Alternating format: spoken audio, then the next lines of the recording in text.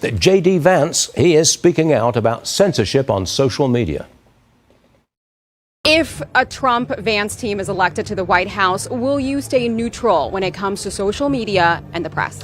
Well, look, we'll stay neutral, but certainly we think that there are some laws that we have to worry about. These companies are too big and too powerful, especially these big tech companies that censor American citizens and say nothing of Donald Trump. That is the revelation of censorship in a way that affected an American election. We should be really concerned about it, and frankly, it suggests that both our government and the big tech censors, they're way too powerful. We're going to cut this stuff out. Cara Frederick is an expert in this field, and she joins me now.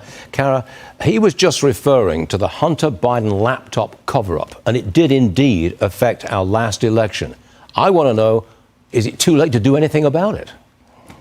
You know, at this point, I would say the damage has been done. You have to remember that less than a month ago, 29 days ago, Facebook censored that iconic photo of Trump raising his fist defiantly in the air during his assassination attempt. They labeled it as misinformation. So the train is still on the tracks and going full steam ahead. I caution people who are taking a victory lap for free speech over Zuckerberg's confession not to get too excited, because you have to understand that this is happening in the background through their internal tools, again, through that labeling, that suppression, that de-ranking of content. But, you know, frankly, J.D. Vance has the best policy instincts when it comes to big tech and how their consolidation of power visits this type of censorship on one section of the American populace, those who think like us. So I think he's very serious when he says he's going to kick butt and take names.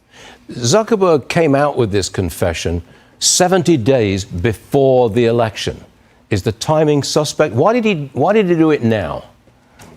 Oh, he's quite obviously hedging his bets. Because Mark, I tell people this all the time, he is not stupid. He's a sophisticated actor. His own personal instincts are very good. Sometimes the politicals and the PR people get their hands on him, kind of mess him up a little bit, and he makes bad decisions. But he's a very savvy, very smart guy. He knows what he's doing. Again, that censorship is still going on in the background, but he's looked at the landscape and he said, the Democrats aren't going to touch me because they like what Facebook is doing to Republicans. Republicans, especially the establishment Republicans, they're just going to write strongly worded letters, but they're not really going to pass any laws that hurts Facebook. And so he's pretty much scot-free. So he's really hedging his bets when it comes to this one, acting like he has some veneer of compunction. But in the end, they're doing what they've done in the first place: censor and suppress and police the speech of Americans. You don't think it's going to change at all, period, no matter what?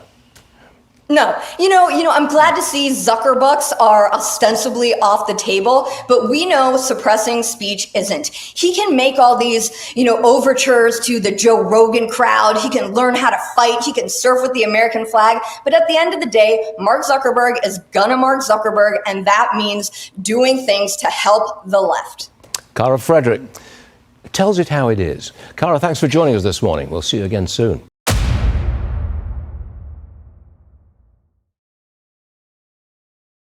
Have you heard the recent news? Facebook's Mark Zuckerberg admitted that the Biden administration pressured him in 2020 to censor speech on Facebook. No, I haven't. What's the news? Zuckerberg issued a written statement saying that during the 2020 election, he censored the Hunter Biden laptop case, and later, during the COVID pandemic, he also censored any negative information about the vaccines. Really? That's shocking. How can we know if the content we see on the platform now is real or has been filtered? That's a great question. When people lose trust in the media, the foundation of society starts to shake. Mark Zuckerberg's admission also makes it clearer that this isn't just a tech company issue, but a deeper collaboration between government and business to control speech. You're right, it feels like we're sliding into a more controlled society. If this continues, what information can we trust as true? Hopefully, this incident will make more people aware of the severity of the problem and prompt change. We must stay vigilant to ensure that freedom of speech is protected, or our democracy will no longer be true democracy.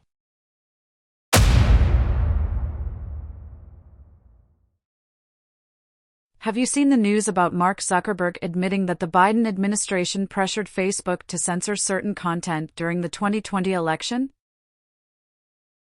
Yeah, I did. It's pretty shocking, but not entirely surprising. It feels like they were trying to control the narrative. Exactly. And it's scary how they might have used gaslighting tactics to make people doubt their own perceptions about what was happening. You mean like making us believe that the censored information was all just misinformation when it could have been true? Exactly. By labeling it as misinformation, they made it easier to suppress dissenting opinions. It's a classic example of gaslighting. And the worst part is, people started to doubt their own judgment, thinking, maybe I'm wrong, maybe this really is misinformation. Yeah, it's a powerful tool for controlling public opinion.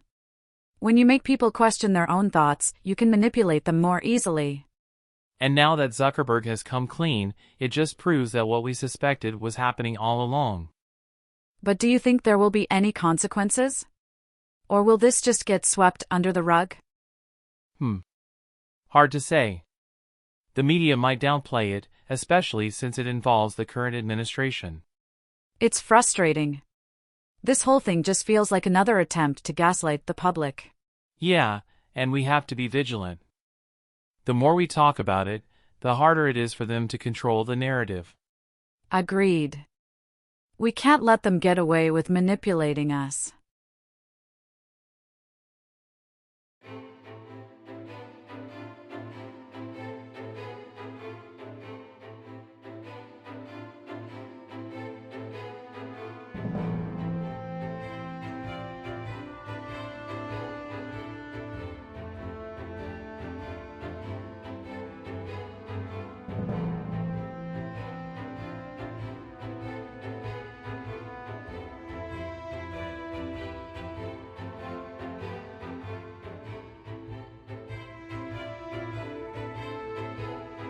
You look at what he's been tweeting today, directed at the whistleblower, directed at so many people.